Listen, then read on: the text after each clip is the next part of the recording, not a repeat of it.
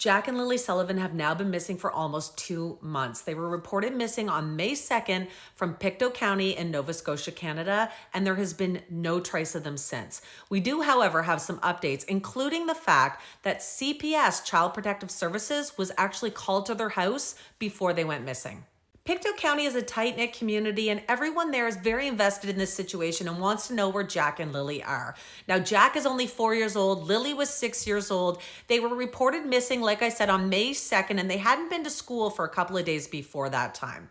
The community has rallied around this. They are calling in tips. They are investigating and trying to look into things. The police are actively searching, and now the community has started posting signs as well. Family members of Jack and Lilly said that they've also ordered signs for their lawns. They said the more people that are thinking about those kids every day will be a greater chance that we'll be able to bring them home. Police say that they continue to get tips every day on this situation, and they've already reviewed 5,000 video files that they got while canvassing the neighborhood. They said that they've formally interviewed 60 people and given out some polygraph tests. Now, we know the children's stepfather, Daniel Martel, says that he had one done and claims that he passed. The children's disappearance has also now been added to the province's major unsolved crimes program, and it offers up to $150,000 for any tips to their discovery. Lilly and Jack's grandmother is also asking for an inquiry into her missing grandchildren. Now, this would be their biological father's mother. Their biological father has had nothing to do with them for years, but the grandmother wants them to look into this situation, and she says it's for a number of factors. Their grandmother, Belinda Gray, says that there now may have been warning signs before the children went missing. She says that Child Protective Services had actually visited the home before they went missing.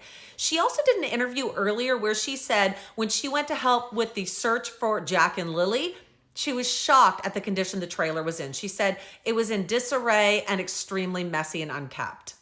RCMP Staff Sergeant Rob McCammon is the acting officer in charge of major crime and behavioral sciences. He did an interview and he said that this is a very active, intensive investigation led by a dedicated team of investigators in the Northeast Nova Major Crime Unit with the assistance of agencies from across Canada.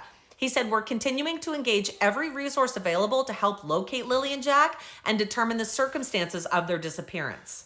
It's now come out that a child protective worker had visited the home of Jack and Lilly in the months before their disappearance. And this was, of course, a sealed case. So we don't know exactly why they were there, but we do know that it was someone at the school that had put in concerns about the two children. The grandmother, Belinda Gray, says that she wants to know exactly why the school sent Child Protective Services to their home.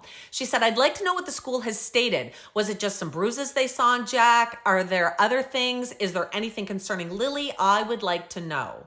It's being reported that Jack apparently had a black eye in 2 photos taken last year. And according to Daniel, the stepfather, Lilly gave him one of those black eyes.